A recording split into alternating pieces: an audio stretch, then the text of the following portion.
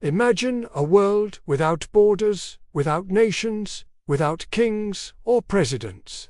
A world where humanity's only battle was against the unforgiving forces of nature, the biting cold, the relentless hunger, the shadow of a predator in the tall grass. For millennia, this was our reality. We survived by huddling together, sharing the warmth of the fire, and protecting our young from the dangers of the wild. But then, something shifted. For the first time, humans didn't just fight nature, they fought each other. This is the story of that monumental, tragic shift. A story of how brothers became enemies, and how the seeds of conflict, once sown, grew into the thorny vine of war that has entangled our history ever since. It's a story that begins not on a grand battlefield, but with a thirsty glance, a hungry stomach, and the cold grip of fear. Let's rewind the clock tens of thousands of years. Picture two small family groups, two bands of hunter-gatherers. Their lives are dictated by the rhythm of the seasons and the migration of animals. For generations, their paths may have never crossed. The world was vast, and its resources, though challenging to acquire, seemed endless. They saw other humans as distant kin, echoes of themselves across the landscape. But the world is not static. A long drought settles over the land. The rivers shrink to muddy trickles. The herds of bison and deer move on, seeking greener pastures that are harder and harder to find. The once abundant berry bushes are now barren and dry. Survival, always a challenge, has become a desperate gamble. This is where our story truly begins.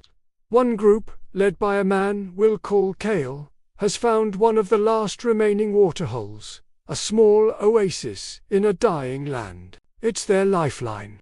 They guard it fiercely, not out of malice, but out of the primal need to see their children survive another day. Then, another group appears on the horizon. They are led by a man named Burrow.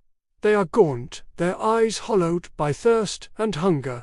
They see the water, the source of life, and in their desperation, they approach. They don't see territory or property. They see salvation. Kale's group watches them come.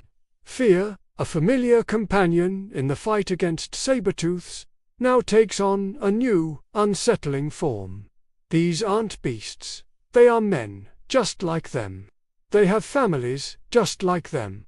But there is not enough water. There is not enough food. The chilling thought whispers into their minds. It's them or us. This is the first step. The observation, the realization that another human group isn't a curiosity, but a competitor. The resources that were once for all are now for one. The land that once belonged to no one is now ours. A line, invisible yet unbreakable, has been drawn in the dust. Burrow's people gesture, their parched throats unable to form words. They point to the water, then to their mouths, a universal sign of need. Kale's group stands firm. They raise their spears. These spears, for their entire existence, had one purpose: to hunt game and to defend against predators. They were tools of survival against the natural world.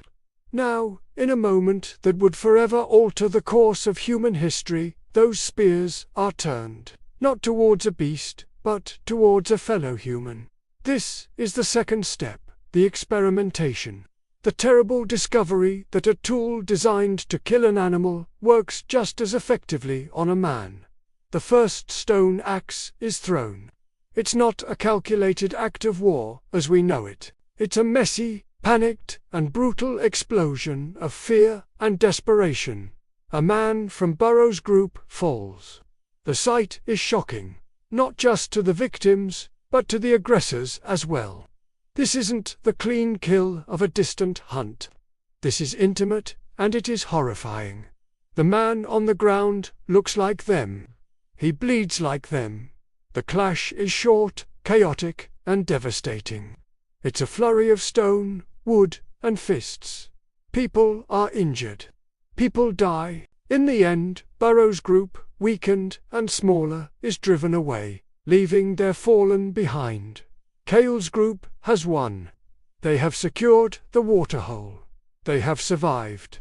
But, as the dust settles and the adrenaline fades, a new feeling emerges, one they have never experienced in this way before. This is the third step, the realization.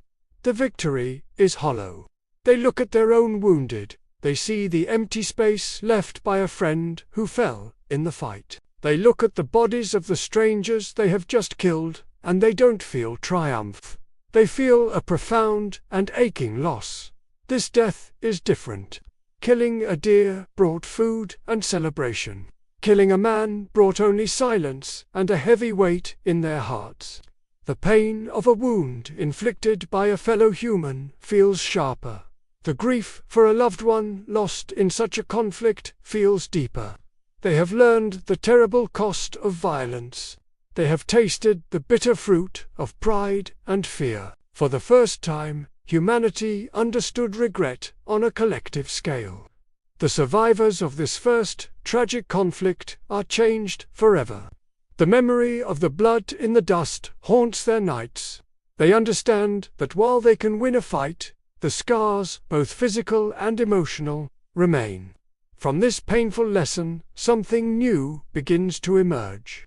In the aftermath, a new kind of person gains influence. It's not necessarily the strongest warrior or the most ruthless fighter. It's the person who can prevent the conflict from happening again. This is the fourth step, mastery. True strength is not the ability to win a fight, but the wisdom to avoid one. Perhaps it's an elder who remembers the story of the first conflict and warns the young against repeating it. Perhaps it's a skilled negotiator who learns to communicate with other groups, to trade, to share, to find solutions where others only see threats. These individuals, the peacemakers and the diplomats, become the first leaders. Their power comes not from their ability to inflict violence, but from their ability to foster cooperation and ensure the group's long-term survival. They are respected because they save lives, not because they take them. They are the ones who begin to weave the fabric of society, creating rules and customs designed to manage conflict and keep the peace. And so, we arrive at the moral, the punchline etched into the very stone of our ancient past. In blood, humans learned the price of pride. We learned that our greatest enemy wasn't the mammoth or the saber-tooth, but the reflection we saw in the eyes of a stranger. The birth of conflict was also the birth of a profound and difficult choice that has echoed through the ages. The choice between our immediate fears and our shared humanity. The invention of war was a tragedy, but the lessons learned from that first brutal encounter were not entirely in vain. It forced us to become more than just clever animals. It forced us to develop empathy, diplomacy, and the complex social structures that would allow us to build communities larger than just a single family. From the chaos of that first fight, the first whispers of order began to emerge. Thank you so much for joining me on this journey back to the dawn of human conflict. It's a somber but essential part of our story. If you found this exploration fascinating, please hit that like button and subscribe for more deep dives into our shared past. And get ready, because the story doesn't end here. From the ashes of that first conflict, a new social structure was forged. Next time, we'll discover how chaos gave rise to order, as we explore the birth of leadership and the first human tribes. You won't want to miss it. See you then.